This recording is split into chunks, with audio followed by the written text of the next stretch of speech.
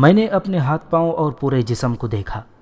میرا جسم کندن بن گیا تھا، نکھر گیا تھا۔ میرے بال آتشی رنگ کے ہو گئے تھے، چہرے پر خون کی سرخی اور بڑھ گئی تھی، اور آگ آہستہ آہستہ سرد ہو رہی تھی۔ وہ اپنا کام ختم کر چکی تھی۔ تب میں ایک شہنشاہ کے سے وقار کے ساتھ کھڑا ہوا اور آگ کے سرد ہوتے ہوئے الاؤ سے باہر نکل آیا۔ بستی والے خاموش کھڑے تھے، وہ ارساس کی سرداری کا سوگ منا رہے تھے۔ آگے سر جھکائے کھڑا تھا۔ پھر بستی والوں نے مجھے آگ سے نکلتے دیکھا اور عورتوں کی چیخیں ابھریں۔ سب چونک پڑے۔ بوڑھے ارساس نے مجھے دیکھا اور آگے کے کندھے پر ہاتھ رکھ دیا۔ آگے نے مجھے دیکھا اور اس کا منہ حیرت سے کھل گیا۔ میں ان سب کو حقیر نگاہوں سے دیکھ رہا تھا۔ تب آگے کا چہرہ غصے سے سرخ ہو گیا۔ وہ آگے بڑھا اور مجھے غور سے دیکھنے لگا۔ آگ سے بچ جانے والے، تیری سزا بہرحال موت ہے۔ اگر آگ نے تجھے بخش دیا تو میرے نیزے کی دھار تیرا خاتمہ کر دے گی۔ تیری زندگی ہم سب کی موت ہے۔ اس نے نیزہ سیدھا کر لیا اور میرے ہونٹوں پر مسکراہٹ پھیل گئی۔ واپس لوٹ جا حقیر کیڑے، میں نے اس سے کہا، میری توہین نہ کر ورنہ سزا پائے گا۔ اور آگے نے دانت کچکچا کر اپنے خوفناک نیزے سے میرے جسم پر وار کیا۔ بلا شبہ یہ وار ایسا تھا کہ انسانی جسم ترازو ہو جائے۔ نیزہ میرے سینے پر پڑا اور درمیان سے دو ٹکڑے ہو گیا۔ تب میں نے اطمینان سے آگے کو اٹھایا اور اس کے ساتھیوں کی طرف اچھال دیا۔ بوگاسا، بوگاسا، بستی والوں میں سے ایک ضعیف العمر بوڑھا چیخا، اور دوسرے لمحے لوگوں میں بھگدڑ مچ گئی۔ بھاگنے والوں میں آگے اور ارساس بھی تھا۔ ذرا سی دیر میں الاؤ کا میدان خالی ہو گیا۔ اب وہاں صرف میں تھا۔ بجھی ہوئی آگ تھی، یا اس آگ میں پڑی سامی کی جھلسی ہوئی لاش تھی۔ میں ایک بار پھر الاؤ کی طرف بڑھا اور میں نے اس میں سے سامی کی لاش اٹھا لی۔ سامی، وہ پرجوش اور محبت کرنے والی لڑکی جو مجھ سے جدا ہو گئی تھی، جو اپنی محبت، اپنی وفا کا شکار ہو گئی تھی۔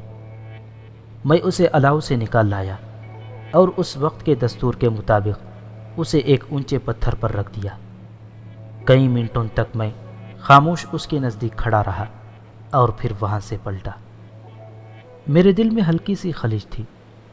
ہم اسے رنج کا نام دے سکتے تھے، لیکن یہ خلش زیادہ دیر برقرار نہ رہ سکی۔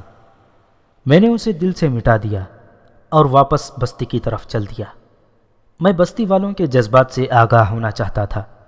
میں انہیں بتانا چاہتا تھا کہ میں ان سے افضل انسان ہوں، مجھے ان پر فوقیت حاصل ہے۔ لیکن جب میں بستی میں پہنچا تو میں نے ایک دلچسپ منظر دیکھا۔ بستی خالی پڑی تھی۔ بستی والے افراتفری کے عالم میں اسے خالی کر گئے تھے۔ وہ اپنا جو سامان لے جا سکتے تھے لے گئے تھے، باقی چھوڑ گئے تھے۔ وہ مجھ سے خوفزدہ ہو گئے تھے۔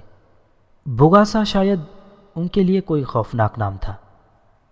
میں اگر چاہتا تو درختوں کا رخ کر سکتا تھا، اور مجھے یقین ہے کہ اگر میں ادھر کا رخ کرتا تو وہ درختوں کے علاقے کو بھی چھوڑ بھاگتے۔ اگر نہ بھاگتے تو پھر میری خوفناک قوتوں سے خوفزدہ ہو کر بستی چھوڑ دیتے۔ لیکن میں یہ سب کچھ نہیں چاہتا تھا۔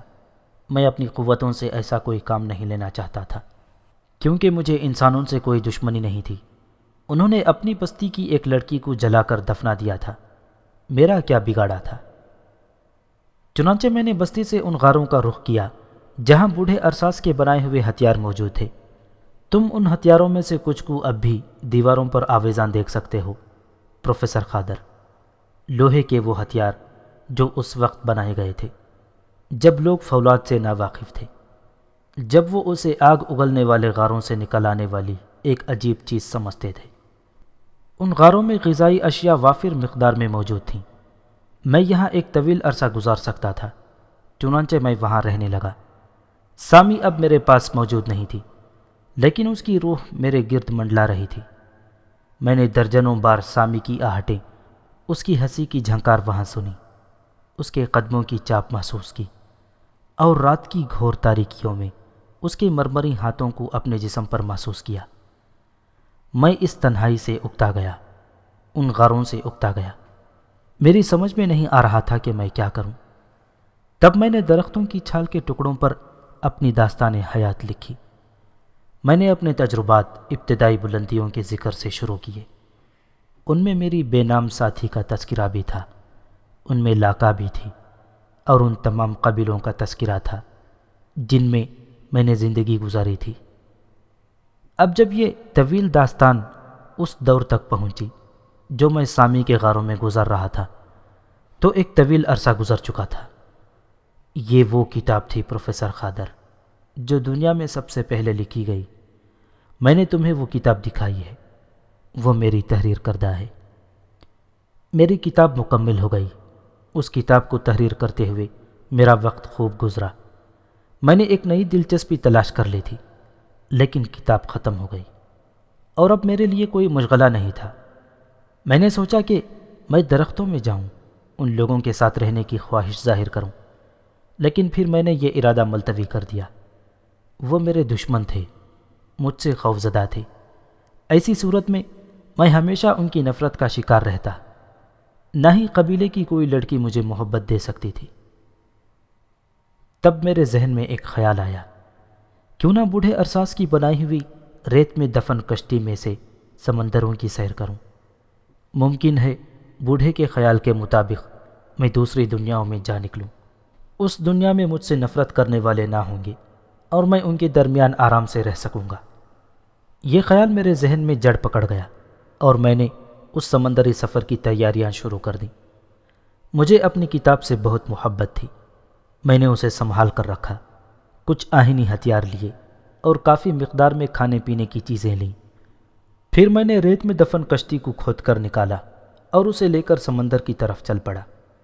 سمندر میں کشتی ڈال کر میں نے اپنا سامان اس میں بار کیا اور سامی کے بتائے ہوئے طریقوں کے مطابق کشتی آگے بڑھا دی۔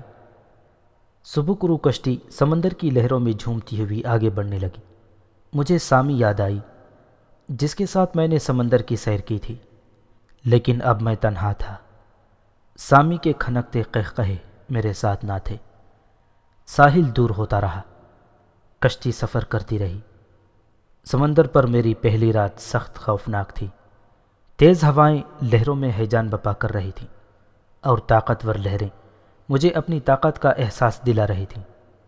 رات بھر مجھے نیند نہ آ سکی اور جب صبح کی روشنی پھوٹی تو مجھے کچھ سکون ہوا۔ سمندر بھی اب مجھے اتنا خوفناک نہیں معلوم ہو رہا تھا جس قدر رات کو تھا۔ کشتی آگے بڑھتی رہی۔ اب اسے میرے ہاتھوں کی مدد کی ضرورت نہیں تھی۔ لہروں نے خود آگے بڑھنے کا کام سنبھال لیا تھا اور وہ اپنی مرضی سے میرے لیے راستے منتخب کر رہی تھیں۔ دن میں نے تھوڑا بہت کھانا کھایا اور پھر وہی خوفناک رات آ گئی۔ دن کا سفر جاری رہا۔ اب راتیں میرے لیے خوفناک نہیں رہی تھیں۔ رات کو میں آرام سے کشتی میں سو جاتا اور سورج نکلتے جاگتا۔ سمندر کی مخلوق سے بھی میری شناسائی ہو گئی تھی۔ دن کا کچھ حصہ اپنی پہلی کتاب کو درست کرنے میں صرف کر دیتا اور کچھ اور ٹکڑوں پر میری تحریر کے نقش کندہ ہونے لگے۔ یہ میری سفر کی داستان تھی۔ نہ جانے کتنے عرصے میں سمندر پر بہتا رہا۔ کھانے پینے کی چیزیں ختم ہو گئی تھیں۔ اب میں بھوکا تھا، لیکن نہ جانے کیوں اب بھوک میرے لیے ناقابل برداشت نہیں رہی تھی۔ بھوک پیاس کے عالم میں نے ایک طویل عرصہ گزار دیا۔ سورج کی شعاؤں سے میرے جسم کو توانائی مل رہی تھی اور میں زندہ تھا، لیکن اب میرے ذہن پر اکتاہٹ سی سوار ہو گئی تھی۔ نہ جانے میرا دل کیا چاہنے لگا تھا۔ میری آنکھوں کے پپوٹے وزنی ہو گئے تھے۔ میں سونا چاہتا تھا۔ ایک رات کی نیند نہیں، ایک طویل نیند، ایک ایسی نیند جب میں اس نیند سے جاگوں تو میرا ذہن صاف ہو، دنیا میرے لیے نئے سرے سے دلکشی کی حامل ہو، اس کے پرانے انداز بدل گئے ہوں، نئے لوگ پیدا ہو گئے ہوں۔ لیکن اس نیند کا راز مجھے معلوم نہ تھا۔ اسی نیند کا تصور میرے ذہن میں موجود تھا، لیکن اس کے حصول کا ذریعہ میرے پاس نہیں تھا۔ اور پھر ایک رات میری یہ خواہش پوری ہو گئی۔ شاید ہولناک ہوائیں مجھ سے تعاون کے لیے چلتی رہیں۔ ہاں، تاریک رات تھی۔ آسمان پر روشنی کی کوئی رمق نہیں تھی۔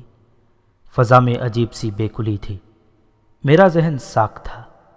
فضا صاف تھی، لیکن پھر میرے عقب سے ہوا کے زبردست جھونکے ابھرے، لہریں چیخ پڑیں، کشتی ڈگبگانے لگی، اور پھر سمندر کی ایک طوفانی لہر کشتی کو اپنے سر پر بلند کیے انجانی سمت میں دوڑنے لگی۔ ہوائیں چیخ رہی تھیں، سمندر گہرائی میں چلا گیا تھا، میں لہر کے دوش پر اڑا جا رہا تھا اور لہر کا سفر جاری تھا۔ یہ لہر نہ جانے مجھے کہاں لے جانا چاہتی تھی، اور لہر کا طویل سفر جاری رہا۔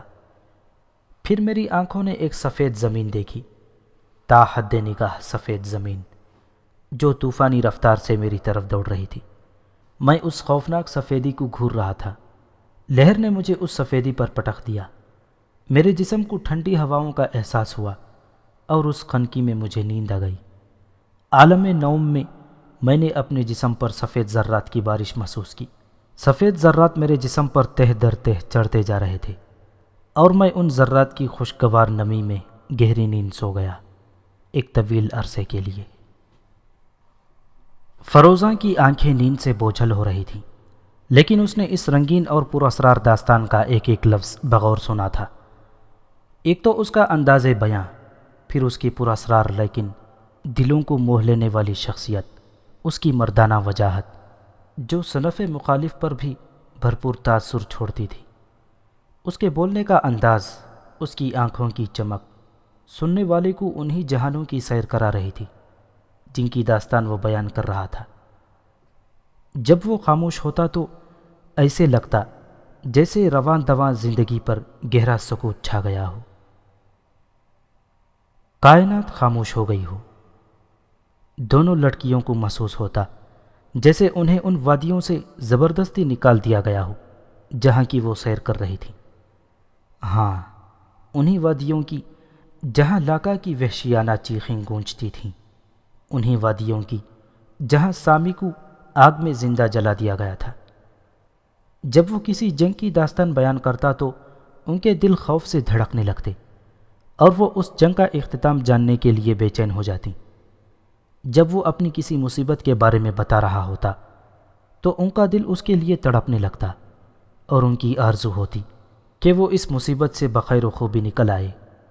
اور جب وہ فخر سے سینہ تانے فاتح بن کر نکلتا تو وہ اس طرح سکون کے سانس لیتی جیسے خود کوئی معرکہ سر کر آئی ہوں۔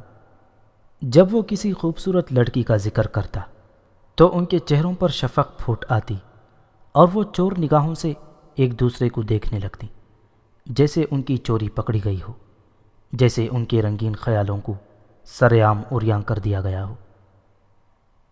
ایسے موقعوں پر پروفیسر قادر کی موجودگی سے بھی وہ شرمسار ہو جاتی۔ وہ جس ماحول کی پروردہ تھیں اس میں یہ اجازت نہ تھی کہ بیٹیاں دیدہ دلیری سے باپ کے سامنے بیٹھ کر حسن و عشق کی رنگین داستانیں سنیں، لیکن وہ جن ہولناک واقعات سے دوچار ہوئی تھیں انہوں نے باپ بیٹیوں کے درمیان سے ایک حد تک حجاب اٹھا دیا تھا۔ شیطان فطرت نوجوانوں کے مطالبے کو سازش کے ذریعے ناکام بنانے میں پروفیسر نے بحالت مجبوری بیٹیوں کا سہارا لیا تھا، اور ان سے ایسی گفتگو کی تھی جو یقیناً ایک باپ کو زیب نہیں دیتی تھی، لیکن اس کے بغیر کچھ نہیں ہو سکتا تھا، اور ابھی غیر یقینی حالات ختم نہیں ہوئے تھے۔ ان کی منزل نہ جانے کتنی دور تھی، نہ جانے ابھی انہیں کون کون سے مراحل سے گزرنا تھا۔ شاید یہی وجہ تھی کہ پروفیسر قادر نے بھی ابھی تک اس بات کا نوٹس نہیں لیا تھا۔ اور پھر یہ داستان چند جگہوں سے قابل اعتراض ضرور تھی، لیکن اس میں تاریخ تہذیب تھی۔ ایک ایسا انسان یہ کہانی سنا رہا تھا جو پتھروں اور غاروں کے زمانے کا انسان تھا، جس کے نزدیک تہذیب کا ارتقاء صرف ایک رنگین داستان تھی، اور اس داستان کے کسی بھی پہلو کو پوشیدہ نہیں رہنے دینا چاہتا تھا، اور کوئی رنگین منظر بیان کرتے وقت اس کی توجہ ان لڑکیوں کی طرف نہیں ہوتی تھی۔ پروفیسر قادر نے خاص طور سے یہ بات نوٹس کی تھی، چنانچہ اس نے اس بے باک نوجوان کو معاف کر دیا تھا۔ وہ اپنی بچیوں کو بھی اس داستان کے سننے سے منع نہیں کرتا تھا، کیونکہ اس طرح وہ اس پراسرار اور دلکش کہانی سے محروم رہ جاتے۔ چنانچہ کچھ دیر کے لیے پروفیسر قادر اپنے رشتے بھول گیا تھا۔ وہ لوگ انسان کی تاریخ سن رہے تھے، دور قدیم کے انسان کے بارے میں جان رہے تھے، اور اگر اس داستان سے وہ رنگین حصے جدا کر دیے جاتے تو تاریخ کا ایک باب نامکمل رہ جاتا۔ انسان نے جنسیت کے بارے میں کسی دور میں کس انداز سے سوچا، یہ بات نامعلوم ہو سکتی تھی، اس لیے اس نے بھی بیٹیوں کی موجودگی نظر انداز کر دی تھی۔ داستان کے اس حصے پر آ کر وہ رکا اور پھر اس نے مسکراتی نگاہوں سے دونوں لڑکیوں کو دیکھا اور ان کی پلکیں جھپک گئیں۔ نیند؟ اس نے مسکراتے ہوئے کہا، زندگی کی دوسری اہم ضروریات میں سے ایک ہے۔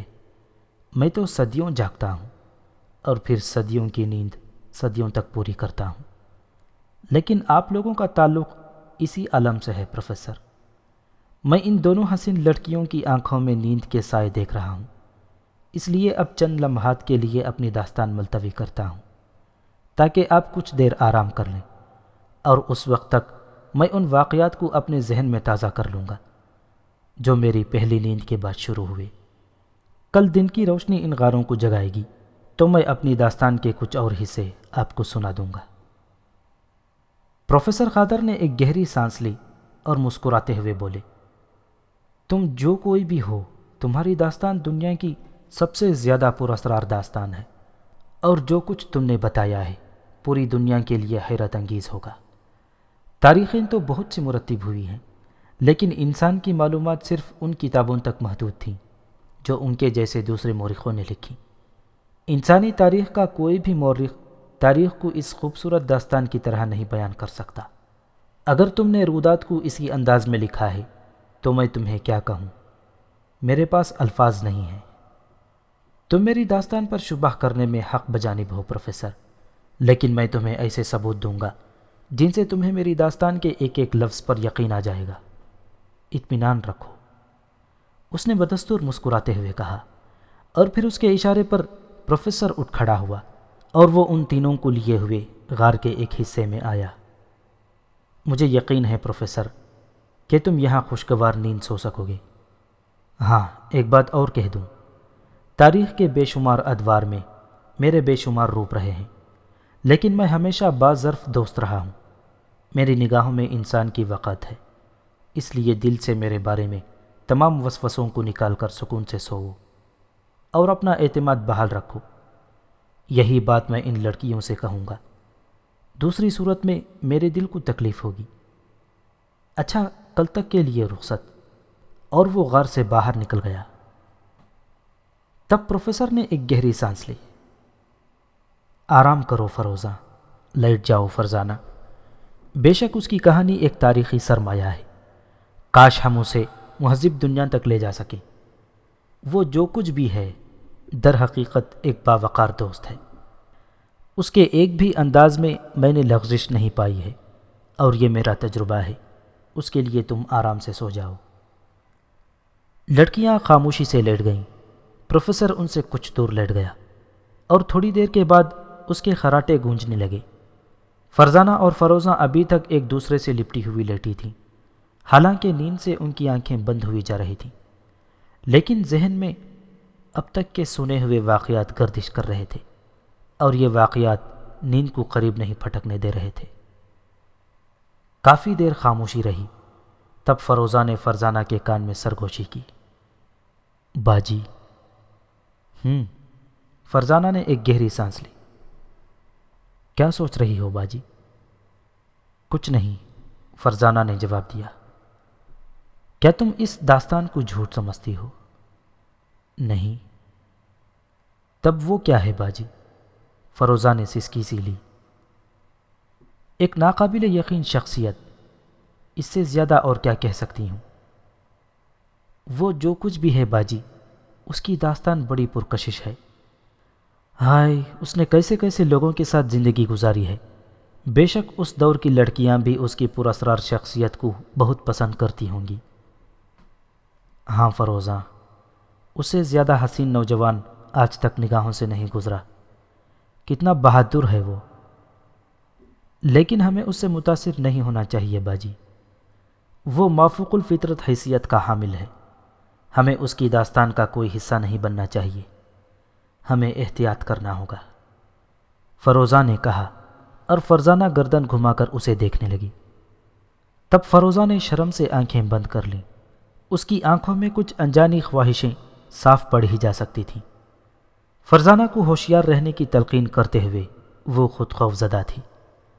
اس طرح ان دونوں نے رات سوتے جاگتے گزار دی، جبکہ پروفیسر قادر اطمینان سے خراٹے نشر کر رہا تھا۔ دوسری صبح وہ دونوں اٹھ گئیں۔ رات کی کچی کچی نیند کے تاثرات دونوں کے چہروں سے عیاں تھے۔ ان کی آنکھوں کے پپوٹے نکلے ہوئے تھے اور آنکھوں میں گلابی ڈورے پھیلے ہوئے تھے، لیکن نیم گرم پانی میں غسل نے ان کی تھکن دور کر دی۔ پروفیسر قادر اس پورے ماحول سے اس طرح بے تکلف نظر آ رہا تھا جیسے وہ اپنے کسی دوست کے گھر مہمان ہو۔ غسل وغیرہ سے فارغ ہو کر تینوں اس قدرتی کمرے سے باہر نکل آئے اور اس طرف چل پڑے جہاں پچھلی رات نشست رہی تھی۔ وہ ہال میں ایک گرم کرسی پر دراز تھا۔ اس کے جسم پر نیا لباس تھا، بال سلیقے سے جمے ہوئے تھے اور چہرہ تر و تازہ تھا۔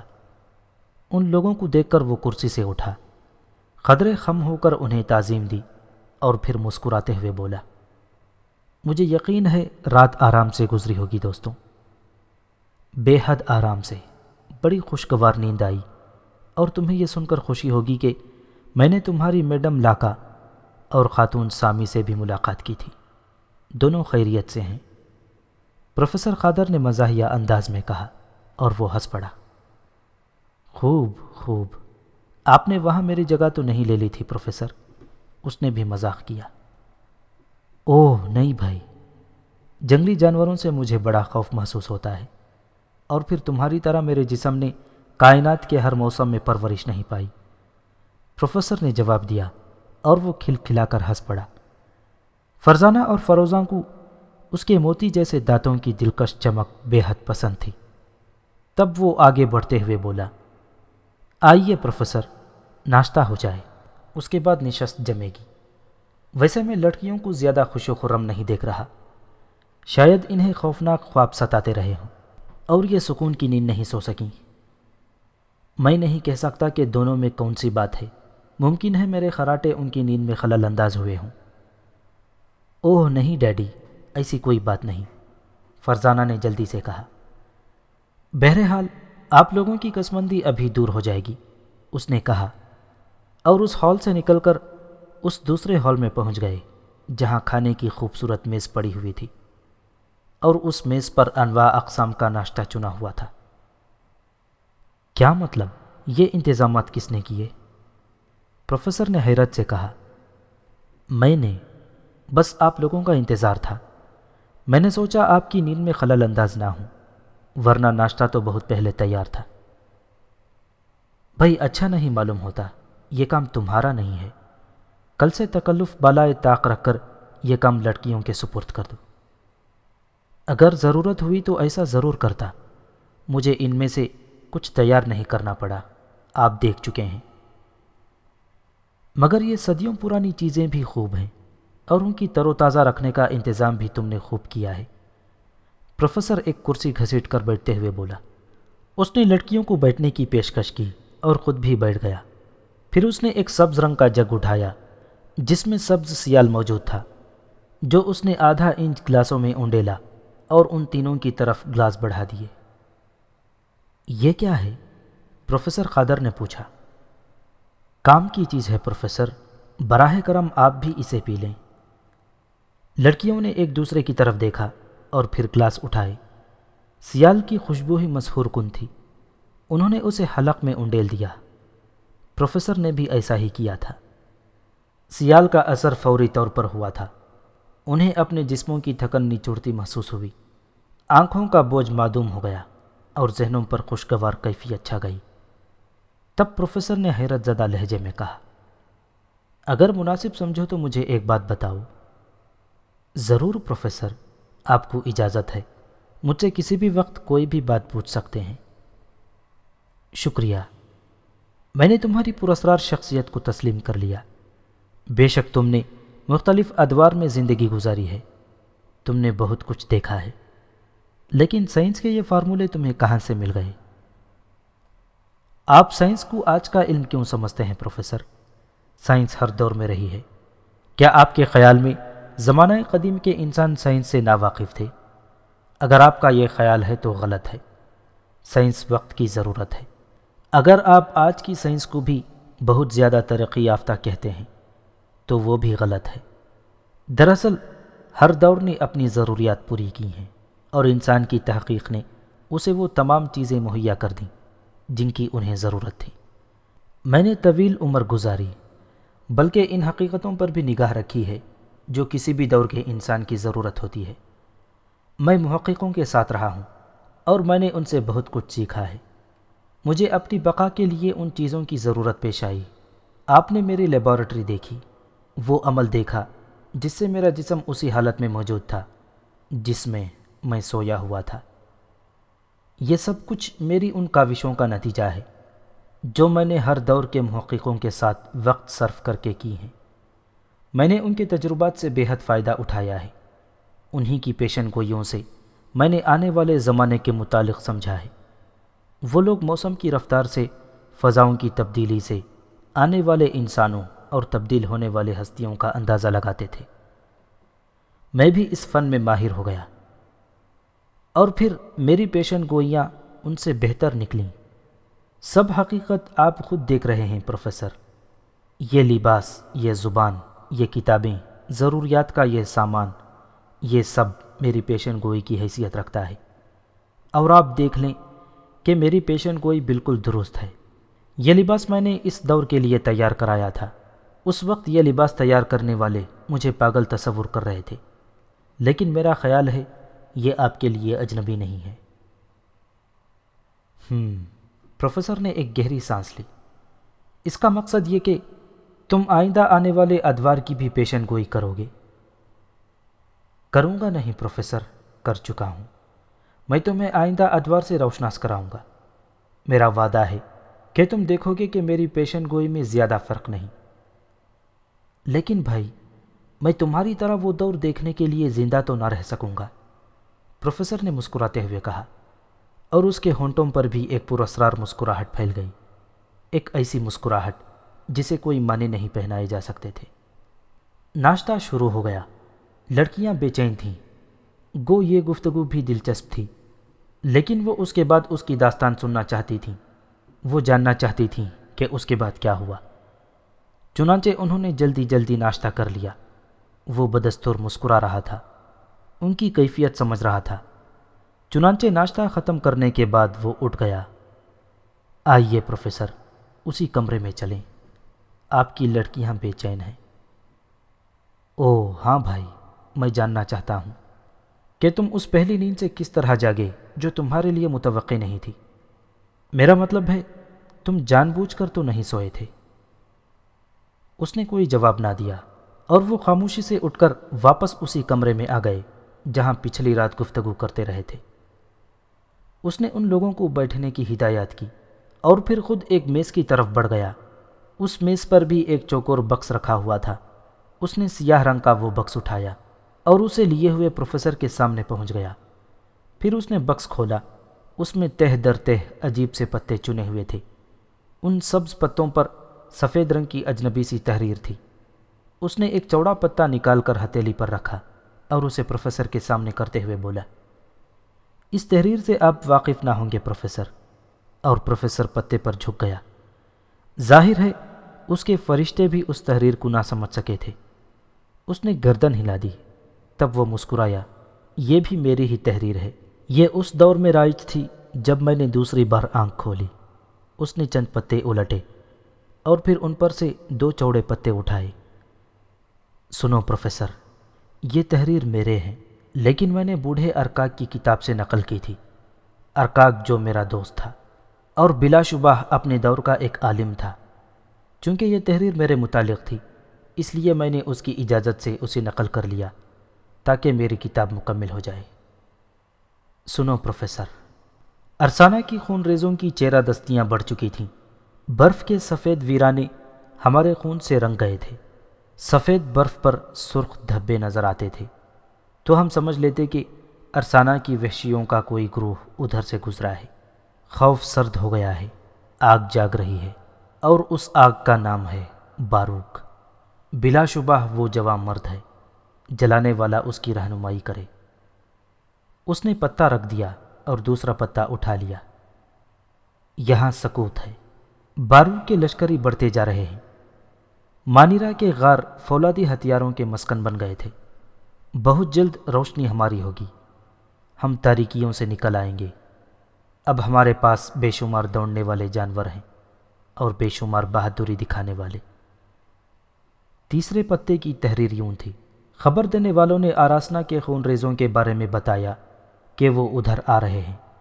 ہم نے سفر کیا اور محفوظ ویرانوں کا رخ کیا، جہاں پانی کی چادریں فضا میں بلند ہیں اور اپنے ساتھ برف کی زمین کو بہا کر لے جاتی ہے۔ جلانے والے کا روشن چہرہ ہمارے سامنے ہے، لیکن یہ اجتماع کیوں ہے؟ شاید باروک اپنے لشکریوں کو ہدایت دے رہا ہے۔ نہیں، کوئی اور بات ہے۔ اوہ، برف کی تہ سے جھانکتی ہوئی سیاہی، یہ کیا ہے؟ لشکریوں نے باروک کی ہدایت پر اس شے کو نکالا۔